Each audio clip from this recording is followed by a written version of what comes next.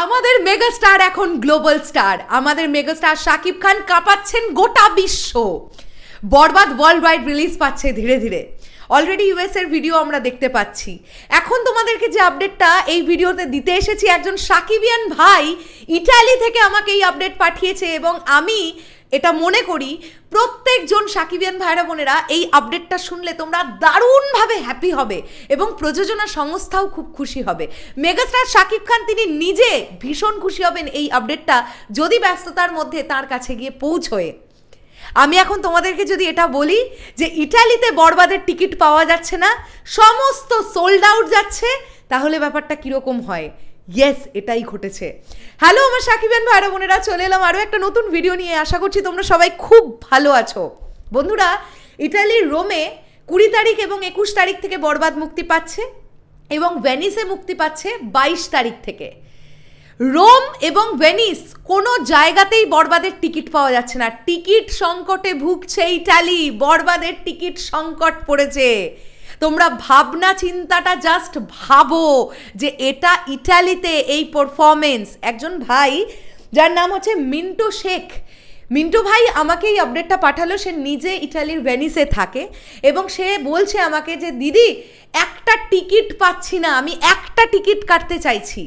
এবং সেখানে 13 ইউরো একটা টিকিটের প্রাইস, যেটা বাংলাদেশের টাকা অনুযায়ী 2000 টাকা টিকিট, মানে 2000 বাংলাদেশি মানি হিসেবে 2000 রুপিস।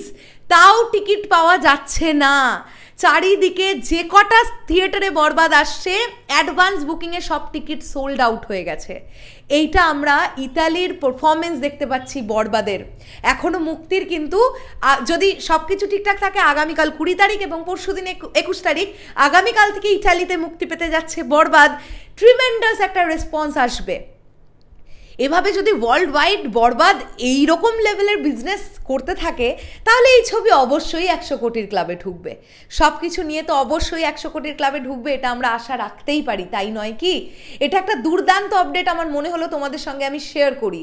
দেখো, ইউএসএতে বরাবরই সাকিব ভাইয়ার ছবিগুলো খুব ভালো পারফর্ম করে।